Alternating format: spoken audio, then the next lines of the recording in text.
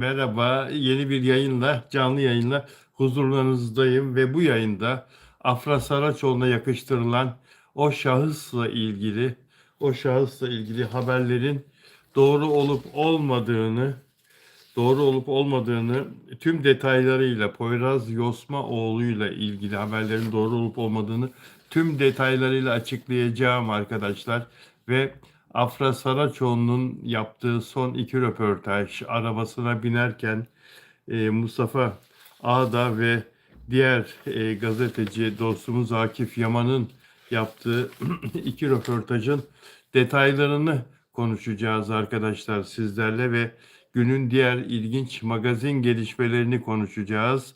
Lidya.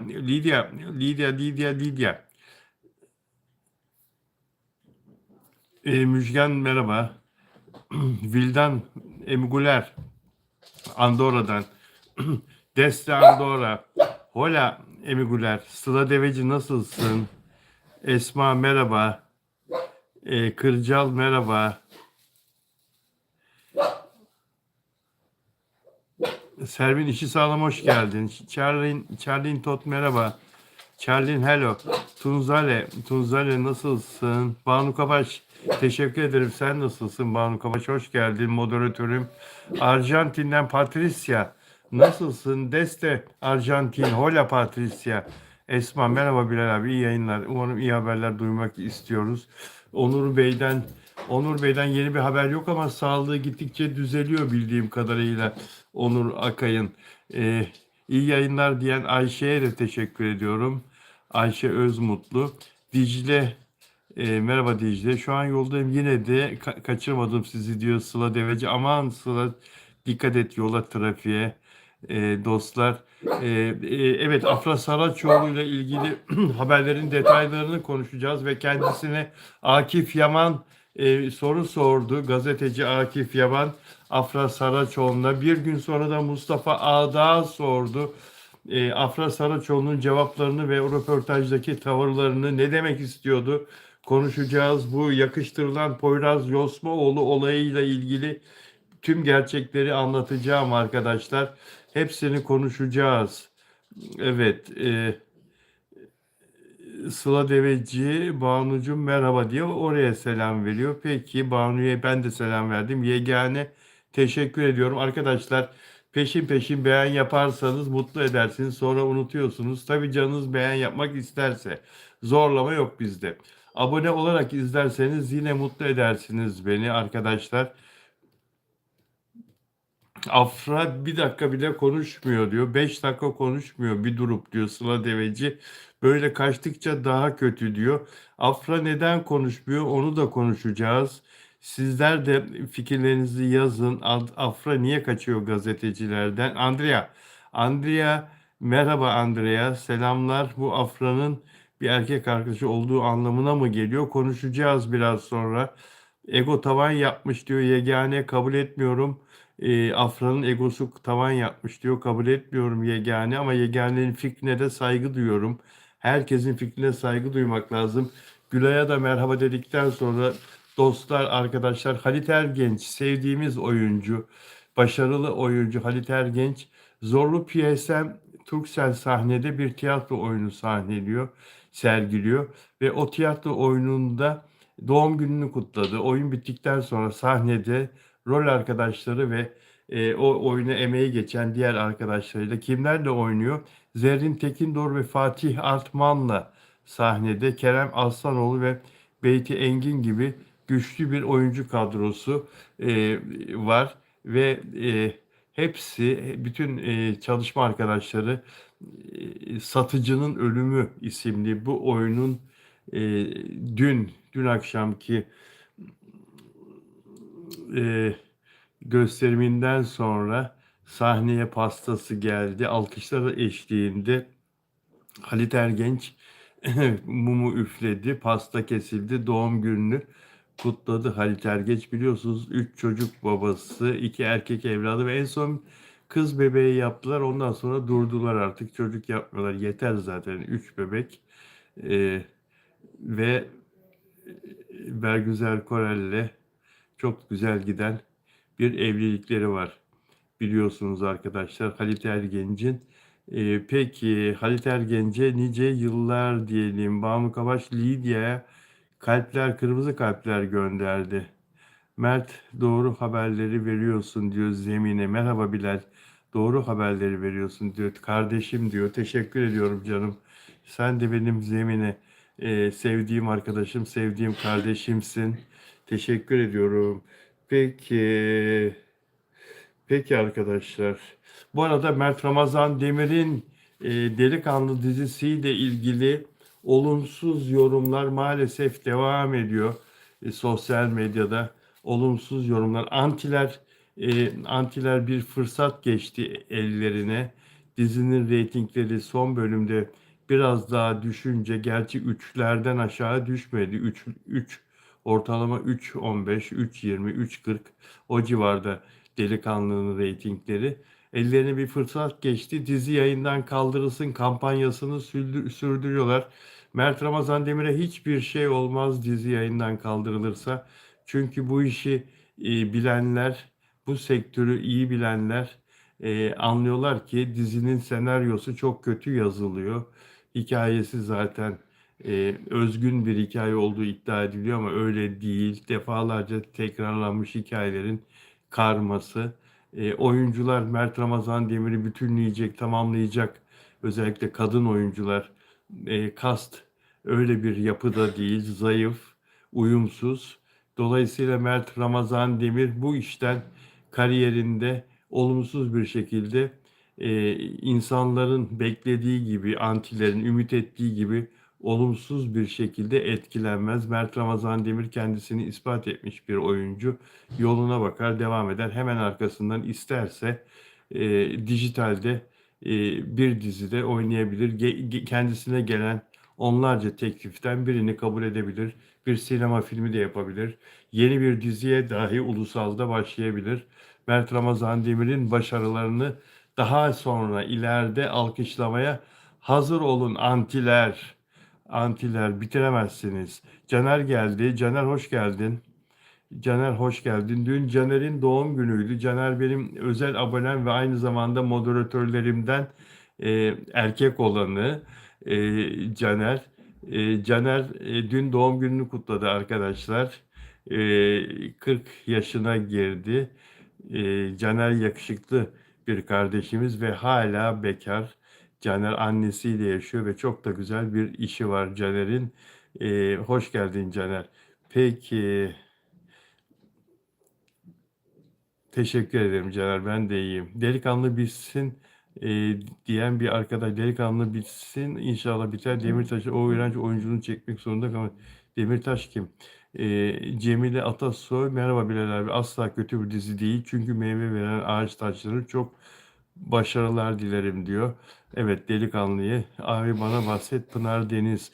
Pınar Deniz Kerem Bürsin'le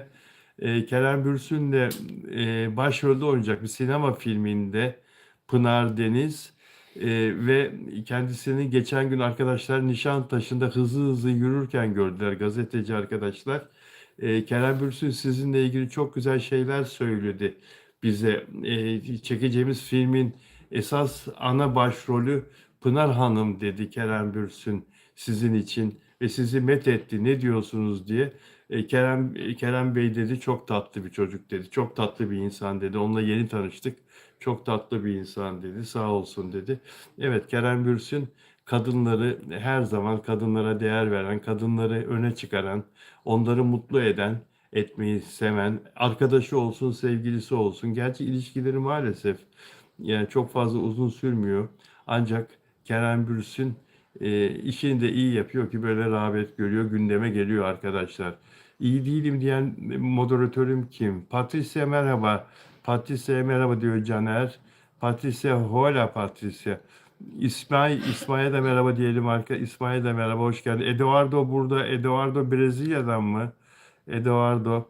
Nuray iyi yayınlar. Herkes Türkçe yazıyor. İsimler yabancı bakıyorum katılan arkadaşlar, izleyen arkadaşlar. İsimleri yabancı, İspanyolca, Portekizce isimler. Yazdık hep mesajları Türkçe. Herkes Türkçe öğreniyor. Bizi takip eden herkes Türkçe öğreniyor. Ne kadar büyük mutluluk. Merhaba Caner, doğum günün kutlu olsun. Patricia, bak işte Patricia da oturmuş Türkçe çok güzel bir şekilde Caner arkadaşına. Peki, Patricia'ya teşekkür etti Caner. Arjantin ama doğum günümü kutladı diyor Caner. Evet. Evet dostlar, bizde haber çok, konuşalım, haberler, gündemler konuşalım. Biraz sonra Afra Saraçoğlu olayına gireceğiz arkadaşlar.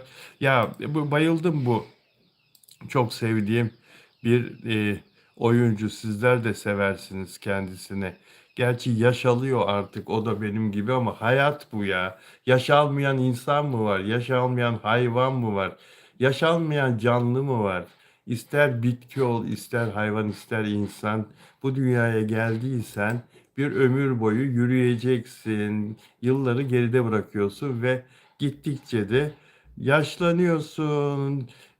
O yakışıklılar yakışıklısı, dünya üzerinde pek çok kadının beğendiği erkek, George Clooney. George Clooney, eşi de çok tatlı, çok güzel, ünlü bir avukat biliyorsunuz eşi de. Ve ikizleri var, ikiz kızları var. Bir boşanma iddiaları falan ortaya atılmıştı ama olmadı. Yani olmadı derken yemedi. Yani o iddia olarak, palavra olarak kaldı. George Clooney 64 yaşında ve demans olduğu bile iddia edildi. Uğraşıyorlar adamcağızla. Adam gençliğinden beri zirvede ya Hollywood'da. 20'li yaşlardan beri kıskanılıyor, çok kıskanılıyor. 500 milyon dolar serveti var arkadaşlar George Clooney'nin. Paraya bak. 500 milyon dolar serveti var. İkiz çocuklarıyla çok mutlular. Karısı Amal Clooney ile anlaşmadı ve boşanacağı iddiaları yalan çıktı. Şimdi o kadar varlıklılar ki ve o kadar yaşamayı hayata bağlılar ki İngiltere'de evi var. Evleri var. Fransa'da evleri var. İtalya'da Como Gölü kenarında muhteşem bir evleri var. Los Angeles'ta ve New York'ta da Amerika'da da iki tane evleri var. Fakat şimdi en uzun süre Hollywood'da, Los Angeles'ta yaşıyorlardı. Çocuklarının o şehir kaosundan, o şehrin gürültüsünden, gerginliğinden, oradaki okulların stresinden, yani büyük şehirlerdeki okulları bilirsiniz arkadaşlar. Kalabalık, gelenler, gidenler, trafik, okul servisleri bir alem. Bunların hepsinden kurtulmak için Fransa'ya yerleştiler. Fransa'da bir kır evine yerleştiler arkadaşlar. Ormanla bitişik yaşıyorlar. Şehre de kasabaya da yakın. Arabayla da 20 dakikada kasabaya gidiyorlar. Amaçları kızlarının doğayla iç içe yaşaması, şehir kaosundan uzak yaşamaları, kızlarının daha sağlıklı büyümesi. E, Çok hoşuma gitti benim George Clooney'nin ve Fransız vatandaşlığı. Fransa hemen George Clooney'e vatandaşlık verdi. Karısına da vatandaşlık verdi. Gerçi George Clooney'nin Amerikan vatandaşlığı duruyor. Oradan çıkmadı. Karısı da İngiliz vatandaşı. Aynı zamanda Lübnan, Beyrutlu. Beyrut asıllı karısı. Lübnan vatandaşı. İngiliz vatandaşı. İngiliz vatandaşlığından da çıkmamış. Karısı da çıkmamış. İkisi de aynı zamanda Fransa vatandaşı da oldular. Çok yakında 65 yaşına girecek George Clooney. Bundan sonra biraz daha aileme fazla vakit ayıracağım. Kurduğu bir vakıf vardı. Karı koca kurdukları bir vakıf vardı. Yardım Vakfı. Oranın işlerine daha çok vakit ayıracağız. Filmler çok ön planda olmayacak benim için artık sinema. Ama iyi bir teklif gelirse de değerlendiririm diye açıklama yaptı George Clooney. Ee, Allah mutlu etsin. Şu anda çok güzel kendilerine Fransa'da yeni bir hayat kurdular. Kurulabiliyormuş demek ki 64 yaşında da para olduktan sonra olur değil mi arkadaşlar? Para olduktan sonra. Kenan Doğulu konserine ünlüler akın etti. Kenan Doğulu'nun 88 kişilik senfoni orkestrasıyla verdiği konsere ünlüler akın etti. Oyuncu Akın Akınözü yeni bir sevgili yapmış. Gördünüz mü o fotoğrafları bilmiyorum. Yeni sevgilisini getirmiş Kenan Doğulu konserine. Muhabir arkadaş soruyor. Sevgilinize, kız arkadaşınıza Kenan Doğulu'nun hangi şarkısını armağan etmek isterdiniz diye soruyor. Akın Akınözü de Aşk Kokusu şarkısını diyor hediye etmek isterdim diyor. Cem Yılmaz da orada. Uras Kaygılaroğlu ile birlikte gelmiş. Onlar barıştılar ve arayı düzelttiler. Hatta Cem Yılmaz'ın yeni filmi Gora 4'te de Uras Kaygılaroğlu oynadı. Filmin 2027 yılı sonbaharında yayınlanacağını açıkladı Cem Yılmaz. Netflix'te yayınlanacak arkadaşlar. Cem Yılmaz söylemedi bunu, ben söyleyeyim. 2027, biz 2026'dayız. 2026 sonbaharında değil, 1,5 sene sonra yayınlanacağını açıkladı. Gora 4'ün ve bir devam filmi olduğunu, devam filmlerinin çok fazla rağbet görmediğini söyledi muhabir soru soran ne diyorsunuz diye. Ben de bunun farkındayım dedi. Ama tabii hiç kimse, hiçbir yapımcı, hiçbir oyuncu benim filmim rağbet görmeyecek demez. Kimler oynuyor Gora 4'te? Cem Yılmaz ve Uras Kaygılaroğlu'ndan başka Zafer Algöz, Özge Özberk, Boro Akkaş, Bülent Şakrak ve başka genç oyuncular, yeni oyuncular da var arkadaşlar. E, bakalım, bakalım Gora 4 nasıl bir film? Güldürecek mi? Her şeyden önemlisi o. Afra Saraçoğlu'nu soruyorsunuz. Afra Saraçoğlu'nun röportajlarındaki detayları konuşacağız ve Afra Saraçoğlu'nun bu bir erkeğe yakıştırılıyor. O konudaki net cevabı ben size söyleyeceğim biraz sonra arkadaşlar. Vikya, Caner yeni saç yapmış ama Afra ama Periha benziyor diyor. Ümran Caner, serinin sonu bu, çekip bitirecek. Evet arkadaşlar. Peki dostlar.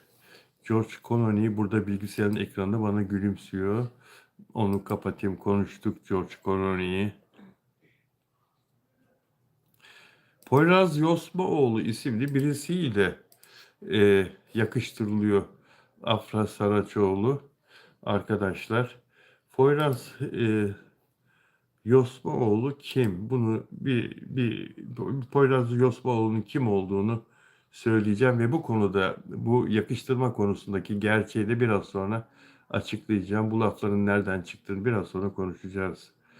Ee, Yurt dışı seyahati diyor. Poyraz Yosmaoğlu kimdir? Genç yaşta iş dünyasında aktif rol alan bir iş insanı. Tabii baba parası olmasa 20'li yaşlarda iş insanı olabilir misin? Yani konuşulacak, Afra Saraçoğlu'yla arkadaş olabilecek. Arkadaş derken Afra Saraçoğlu'nun çevresinde bir sürü arkadaşı var. Erkek ve kız olabilir öyle arkadaşlık. Biraz sonra bu konuyu konuşacağız. Eğitim hayatına Koç Lisesi'nde başlamış. Ardından İngiltere'de bulunan Londra School of Economy, Londra Ekonomi Okulu'nda ekonomi ve siyaset bilimi eğitimi almış. Hem akademik hem de profesyonel kariyerinde yön veren önemli adımlar olmuş. Kaç yaşında? Bu 28-29 yaşında bu çocuk. Fenerbahçe Spor Kulübü'nün sosyal sorumluluk projelerinde aktif rol üstleniyor ve e, Fenerbahçe Yarınlar Derneği'nin de yönetim kurulu üyesi bu Yosunoğlu,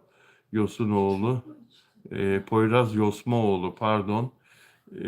Ve Kopenhag'da Afra'nın yakınında arkadaş grubunun içinde olduğu söyleniyor bu kişinin. Şimdi biraz sonra Afra Saraçoğlu'nun röportajlarında ki tutumunu, ne demek istediğini ve bu konudaki net bilgiyi, bu Poyraz Yosmaoğlu Afra Saraçoğlu'nun nesi oluyor, net bilgiyi biraz sonra konuşacağız arkadaşlar. E,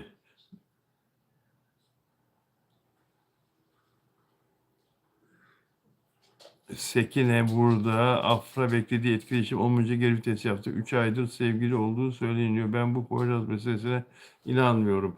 Peki arkadaşlar. Şimdi şu nota da bakayım. Ya Seda Sayan ne kadar çok öne çıkıyor değil mi son zamanlarda?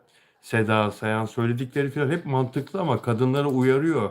Erkeklere karşı dikkatli olun diyor. Kanmayın diyor. Oyalamasınlar sizi diyor. Ha yeter artık be diyor. En fazla 6 ay diyor. 6 ay diyor birbirine alışma dönemi. Ondan sonra nikah diyor. Öyle olması lazım diyor. Oturtun nikah masasına erkekleri. Yoksa sepeti koluna herkes yoluna diyor yani. Kısmetinizi bağlamayın diyor. Seda Sayan'ın söyledikleri çok enteresan. Gecekondu çocuğuyum. Bunu bana anlattı daha önce de röportajlarımızda. Ağzımda gümüş kaşıkla doğmadım diyor. Aranızda ağzında gümüş kaşıkla doğan var mı arkadaşlar? Hiç tükenmişlik sendromu yaşamadım diyor. Ağzımda havyar dolu gümüş kaşıkla doğmadım. Ben var ya işportacılık bile yaptım diyor. Yaptı gerçekten. Ee, Gündemin en çok konuşulan konularını sık sık kendisine soru sordukları zaman röportajlarda çarpıcı sözlerle anlatıyor. Ve herkes alıntı yapıyor. Bütün sayfalar Seda Sayan'ın bu çarpıcı sözlerini alıntı yapıyor. Seda Sayan hakikaten çok mantıklı konuşuyor. Ben diyor siz hiç tükenmişlik sendromu yaşadınız mı diye soruluyor kendisine. Hiç profesyonel yardım almadım. Bugüne kadar da tükendim demedim. Bana sen güçlü kadınsın diyorlar. Ben güçlü doğmadım ki. Ağzımda havyar dolu gümüş kaşıkla da doğmadım. Gecekondu çocuğuyum. Ekmek alamıyorduk. Gecekonduların 3-4 gecekonduların tuvaleti ortakmış arkadaşlar. Gece yarısı mesela tuvalete geliyor kızların. Seda Sayan'ın ya da kız kardeşlerinin ablalarının gecekondudan çıkıyorlar. Gözleri böyle uyku mahmuru. Karanlıkta ortaya avlu gibi bir yer var. Orada yürüyorlar. 3-4 gecekondu arasında ilerideki küçücük tuvalet kulübesine girip işlerini görüyorlar. Yani böyle bir evde yıllarca yaşadı çocukken genç kız olana kadar Seda Sayan. Ekmek alamıyorduk diyor. Tırnaklarımla kazıyarak kimseye de bir yerimi dayamadan hani sırtını dayadı derler ya kimseye de bir yerimi dayamadan bugüne geldim. Allah bana öyle bir güç vermiş ki her şeyimi alın benden yine sıfırdan başlayıp yine aynısını yaparım. Nasıl mı para kazanırım? Ben var ya işportacılık bile yaptım aklın almaz. Bu arada bizi yurt dışından izleyen çok arkadaşımız var. Seda Sayan hem şarkıcı sevilen hem televizyon yıldızı hem de oyuncu. Zaman zaman dizilerde de oynamıştı. Kadınların erkekler yüzünden tükenmemesi, tükenmişlik sendromu yaşamaması gerektiğini de vurguladı. Anlamıyorum ki bir erkek seni nasıl tüketebilir? Sen onu tüket, o tükensin. Bir erkek için de asla hayatınızı değiştirmeye kalkmayın. Bakın şimdi söyleyeceğim çok çarpıcı, hepsi çarpıcı. Eşi Çağlar Ökten ile tartışma sonrası neler yaptığını anlatıyor. Akşam Çağlar'la bir şeye tartıştık. Ertesi sabah hiçbir şey olmamış gibi uyanırım ve yanımdakinin siniri bozulur. Erkeklerin bakım yaptırması gerektiğini de söyledi. Erkekler kendilerine bakmıyorlar. Ne yazık ki ya. Erkekliğin nişanesi kıl olsaydı ayıyı kral ilan ederlerdi. Temizlik çok önemli. Ne kadar doğru. Ne kadar doğru. Ne kadar doğru. Tıraş olun erkekler. Tıraş, sakal tıraşı her gün. Her gün kendinize saygınız varsa, karşınızdakine saygınız varsa kıllı kıllı dolaşmayın. Evet, Seda Sayan vitaminsiz portakal gibi diyor Caner. Ümran Keleş, Caner'cim Caner'i kutluyor. Mizgin Ümran kahkahası. Peki arkadaşlar. Bana selam veren Ruksara. Ruksara merhaba kardeşim. Lütfen beğen yapın. Moderatör arkadaşlarım, izleyiciler zaman zaman dinlerken dalabilirler. Kendilerini yayına kaptırabilirler ya da başka bir şeyle ilgilenip unutabilirler. Lütfen kendilerine beğen yapmalarını sık sık hatırlatın. Moderatör arkadaşlarım, abone olmadan izleyenlerin dilerlerse bize abone olabileceklerini de hatırlatın. Hatta onlara katıl butonundan bize katkıda bulunabileceklerini de önerin arkadaşlar. Peki Devrim Özkan.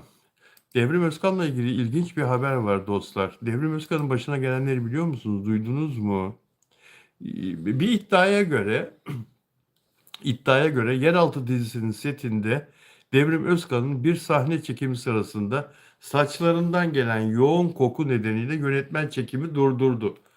Bu bir haber olarak yayınlandı bir Instagram sayfasında. Ee, bunu bir kanıtı yok şu anda. O yüzden iddiaya göre demek zorundayız. Gazetecilik prensipleri gereği. Sete kısa bir ara verildiği ve oyuncunun saçlarının yıkatıldığı söylendi. Bu arada Devrim Özkan'ın saçlarını güçlendirmek amacıyla bitkisel yağlar kullandığı ancak bu ürünlerin sette yoğun bir kokuya neden olduğu öne sürüldü. Ya ben böyle bir bakım yapmak istesem izinli günümde, off günümde, repo günümde bunu yaparım. Niye sete böyle gideyim ki? Ben yani burada şaşkınım şu anda. Aklı başında mantıklı bir insan bunu yapmamıştır diye düşünüyorum. Devrim Özkan iddiaları ya yalanladı. Bak nitekim yalanlamış kadın. Bugün şahsımı hedef alan ve hiçbir etik değerle bağdaşmayan haber adı altındaki asılsız iddialar üzerine bu açıklamayı yapma zorunluluğu hissediyorum. Yıllardır süregelen sistematik bir şekilde şahsımı karalamayı ve itibar suikasti yapmayı alışkanlık haline getiren vay benle uğraşıyorlar diyor. Devrim Özkan benle uğraşıyorlar diyor. Bugün yine gazetecilik ilkelerini ayaklar altına alarak tamamen hayal ürünü bir senaryoyu servis etmiştir. Devrim Özkan yalanladı ve itibar suikasti yapıyorlar bana dedi. Vay, çok ilginç. Yani hiç kimse çalışırken iş yerine kafasındaki kokan yağlarla bakım yapacağım diye gitmez. Böyle bir şey mümkün değil yani. Neyse, neyse umarım tatlıya bağlanır. Devrim Özkan'ın bu açıklaması da kendisi adına çok iyi oldu. İnsanlar çünkü şaşırmıştır önce o iddiayı okuyunca. Peki dostlar, peki arkadaşlar. Şimdi şuraya bir daha bir bakıyorum. Hmm, bir daha şuraya aşağı doğru iniyorum. Biraz sonra Afra Saraçoğlu gerçeğini anlatacağım size.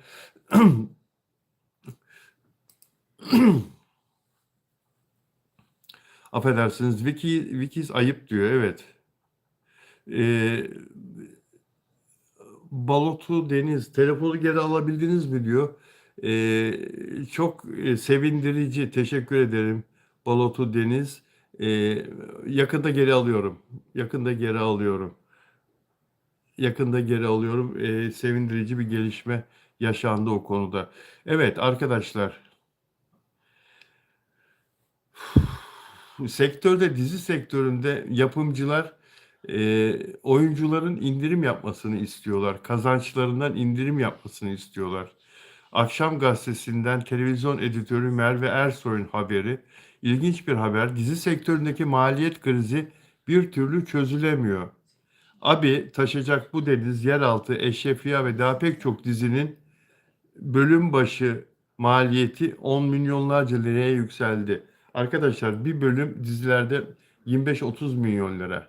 Bir bölüm yani ortalama bir bölüm 30 milyon lira. Çok iddialı, çok masraftan kaçınmadan harika, çok harika bir bölüm çekeceğim diyorsan 50 milyonda geçer. Evet, bu sorun tam olarak çözülemedi henüz. Ünlülerin kaşeleri yani maliyeti düşürülmesi konusunda bakanlık da yapımcılar bakanlıkla konuştular. Kültür Bakanlığı'nı ziyaret etmişlerdi yapımcılar, konuşmuşlardı. Bakanlıktan da destek istemişlerdi. Bakanlık da belli sayıda ülkeye ihracat yapabilen belli bir kotayı doldurabilen, çok ihracat yapan yapım şirketlerine finansal destek sağlayacağını söylemişti. Fakat bunun kısa vadede bir çözüm olmayacağı görülüyor arkadaşlar. Çünkü ihracat kolay bir şey değil. Önce diziyi tutturacaksınız. Bakın Delikanlı dizisi, Mert Ramazan Demir dizisi. Yurt dışında ne kadar çok alıcı bekliyor diziyi değil mi? Mert Ramazan Demir, wow, milyonlarca yurt dışında hayranı var. Fakat dizi burada reyting yapmadı. Şimdi burada reyting yapmayınca yani yurt dışında ilgi görebilir belki ama yani orada da şansı azalır. İnsanlar yurt dışındaki alıcılar ya Türkiye'den haberleri alıyorlar. Bu dizi Türkiye'de tutmadı, sevilmedi. Biz bunu alırsak riske girer miyiz, girmez miyiz? Alırsak kendi televizyonlarımızda burada yayınlarsak ya bizden de beğenilmezse? Bak Türkiye'de beğenilmedi. Mert Ramazan Demir'e seyirciler aşık burada bizim ülkemizde de. Ama almayabilirler arkadaşlar. Bir sürü parametre var. Nasıl çözülecek bu kriz? Şimdi bu maliyeti düşüremiyorlar. İşin en kolayını bulmuşlar. Başrol oyuncularına demişler ki ücretlerinizi düşürün. Düşürür mü ya? Düşürür mü kardeşim? Sen benimle haftada 1 milyon liraya anlaştıysan ben o 1 milyon lirayı isterim senden. Sözleşme de yapmışız. Niye düşüreyim 800 bin liraya alacağımı? Ünlü isimlerden, bu oyunculardan indirime gitmeleri istenmiş. Oyuncular da daha hiçbiri bir cevap vermemiş. Niye versinler? Bakın Kenan İmirzalıoğlu 4,5 milyon lira alıyor haftada. Çağatay Ulusoy 3,5 milyon lira alıyor Eşref Rüya'dan. Afra Saraçoğlu 2,5 milyon lira haftada. Mert Ramazan Demir 2,5 milyon lira. Demet Özdemir 2 milyon lira. Uras Kaygılaroğlu Yeraltı dizisi 1,5 milyon lira. Melis Sezen Delikanlı 1,5 milyon lira. Ozan Akbaba Uzakşehir 1,5. Deniz Can Aktaş Yeraltı 1,2 milyon. Tolga Sarıtaş Teşkilat 1,2 milyon. Devrim Özkan Yeraltı 1 milyon. Sinem Ünsal Uzakşehir 1 milyon. Bu kıza da verilen para diğerlerine göre çok az. Sinem Ünsal'ın da 2 milyon alması lazım. Rabia Soytürk Teşkilat 600 bin lira. Yani niye gitsinler indirime, niye gitsinler ki? Cebine girecek sözleşme imzalamış zaten. Dostlar, peki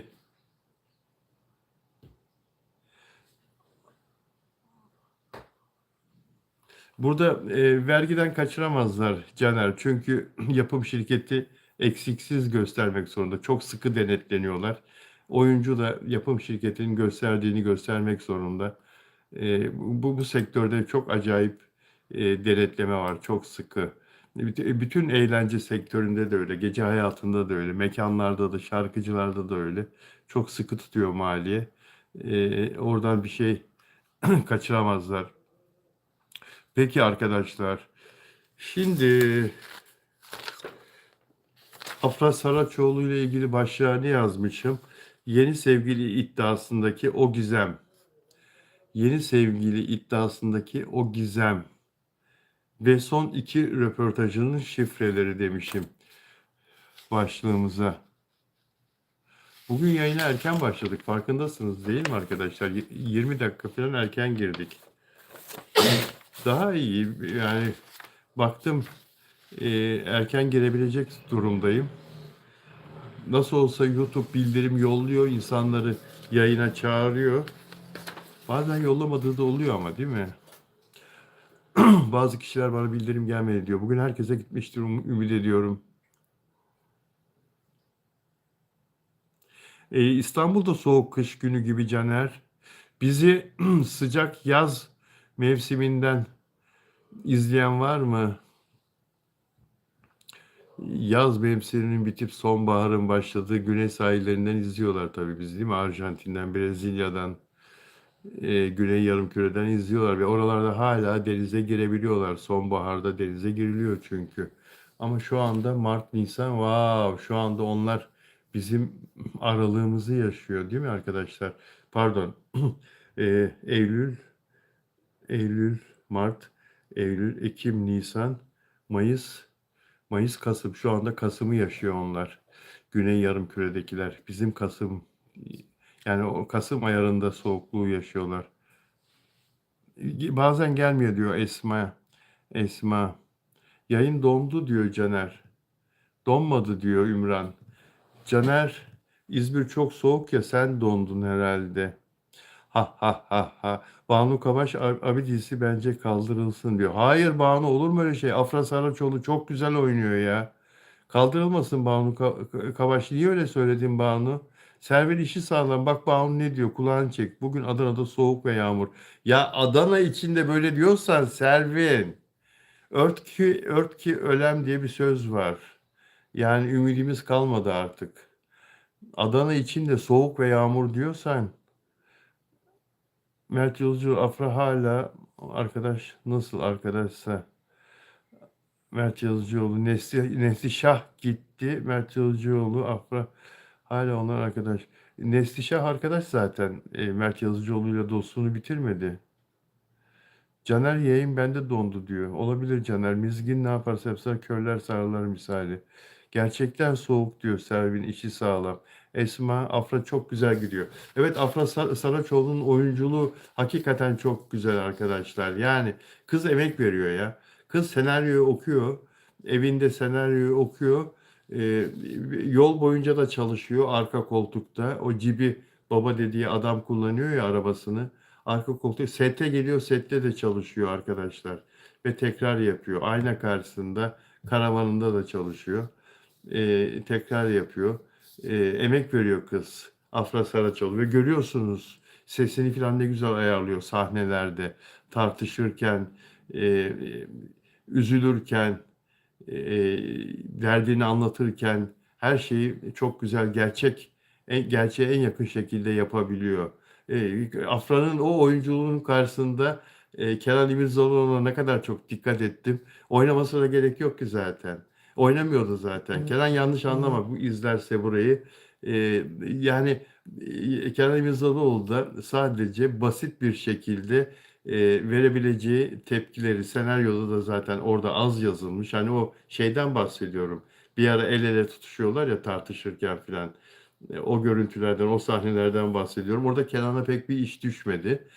Afra gittikten sonra da orada, yani avukat Çağla gittikten sonra Doğan orada oturdu. Zaten o sahne daha sonra çekiliyor. Yani Afra ile sahneler bitiyor filan. Bir mola veriyorlar herhalde. Ağlaması için o kendince bir herhalde kısa bir hazırlık yapıyor.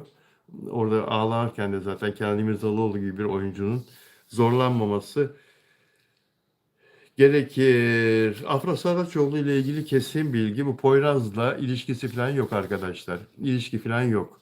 Poyraz'la çevresindeki diğer erkek arkadaşları gibi, nasıl kızların erkek arkadaşı da olabilir.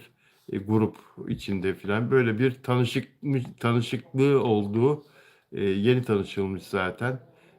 Yani Afra ile bir gönül ilişkisi falan yok. Afra'nın çevresindeki insanlardan aldığım bilgi e, ve şimdi bu, yani sevgili haberleri doğru değil. Peki bu nasıl çıktı? Bunu antiler yaydı arkadaşlar. Afra Saraçoğlu'yu yıkmak için, Afra Saraçoğlu'nu düşürmek için, Afra Saraçoğlu'nu her türlü engellemek için, ortalığı karıştırmak için, Aframcılarla e, Afra Saraçoğlu'nun arasını açmak için yaparlar. Bunları yaparlar. Normal yani. Afra Saraçoğlu çünkü diğer oyuncular için çok büyük bir rakip. Afra Saraçoğlu'nu düşürmek için ellerinden gelen her türlü rezilliği yapıyorlar arkadaşlar. O yüzden Afra Saraçoğlu hiçbir zaman hiç kimseyi yalanlamadı ki. Hiçbir konuda yalanlamadı. Mert Ramazan Demir'le ilgili de isim vererek bir şey söyledi mi şimdiye kadar? Doğruladı mı Mert Ramazan Demir'i hiç şimdiye kadar? Afra Saraçoğlu bu konularda konuşmamayı tercih ediyor. Çok üzerine varırlarsa o zaman biraz daha böyle bir değişik konuşuyor, ama hiçbir zaman da evet benim sevgilim, hayır benim sevgilim değil, hayır benim onunla bir ilişkim yok filan, bu cümleleri hiçbir zaman girmiyor. Şimdi önce Akif Yaman e, Afra Saraçoğlu'nu görüntüledi. Aracına binerken yeni saçlarınız hayırlı olsun. Bir şey söylemeyecek misiniz? Poyraz Bey'i soralım. Birlikte tatil yaptığınız söyleniyor. E, ve arabasına bindi. Binerken, kapıyı kapatırken son anda dikkat ettiniz mi? Afra Saraçoğlu Akif'e öpücük yolladı. Bir bakın oraya tekrar. Kapı kapanırken Akif'e bir öpücük yolladı. Afra Saraçoğlu'nun hiçbir şey umrunda değil, hiçbir şeyi ciddiye almıyor. Ciddiye alsa zaten orada "Aha, her şeyi daha sonra açıklayacağım" der. Ciddiye alan kadın arkadaşlar, seven ve sevildiğini hisseden ve sevdiğini hisseden, yeni aşık olduğunu hisseden kadın, Hande Erçel'in OGM Pictures'ın sahibi Onur Büyükatam için havalimanında yaptıklarını yapardı. Hatırlayın bundan 3 ay evvelini. Hande Erçel yurt dışından Londra'dan dönerken tek başına gazeteciler Mustafa Ağa'daydı galiba. Sorular sorarken yeni bir ilişkiye Akif de olabilir. Yeni bir ilişkiye başladığını söyleyiverdi. Onur Büyükatan'ı kastederek. Değil mi? O Gemi Pictures'ın sahibi. Ağzı kulaklarında filan. Yani bunun Afra Saraçoğlu da böyle olurdu eğer yeni bir ilişki içinde olsaydı. O da bir kadın sonuçta ve o da ayakları yerden kesilmiş bir şekilde mutluluğunu bir şekilde açık ederdi mutlaka. Açık etmek ister zaten. Her kadın bunu ister. Her kadın bunu ister. Yapımcı ne kadar engellerse engellesin, yapımcı ne kadar aşk maşk yok, sakın ha bu tür haberlere imkan vermeyin, sakın bak dizi olumsuz etkilenir falan dese de yeni aşık olan, yeni bir ilişkiye başlayan böyle genç bir kadın kendisini tutamaz arkadaşlar. Mutlaka açık verir. Hatta sevgilisinin kendisini sevdiğini açıklamasını ister. Açıklamasa bile bunu belli etmesini ister. Birlikte yemeğe çıkıp görünmek ister onunla. Biz çıkıyoruz, biz arkadaşız. Başka rakiplerini elemek için en azından. Başka kadınlara bakmasın diye. Bu benim erkeğim. Başka kadınlar ona bakmasın diye. Anlatabiliyor muyum? En azından bunun için yapar kadınlar. Biliyorsunuz siz de. Afra Saraçoğlu'nu öyle bir uğraş içinde, öyle bir çaba içinde görmüyoruz. Afra Saraçoğlu her zamanki gibi acele arabasına binen, acele koşturan, acele gidip gelen.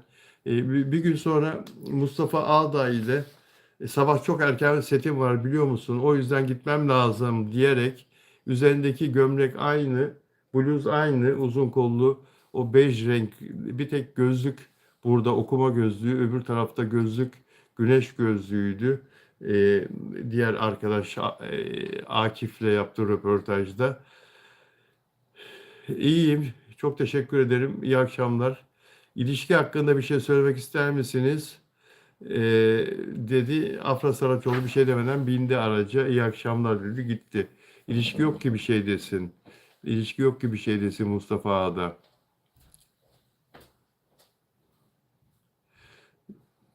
Yani Afra işiyle o kadar yoğun ki aynı sette Mert Ramazan Demir aynı sette e, çok güzel bir ilişki yaşadılar.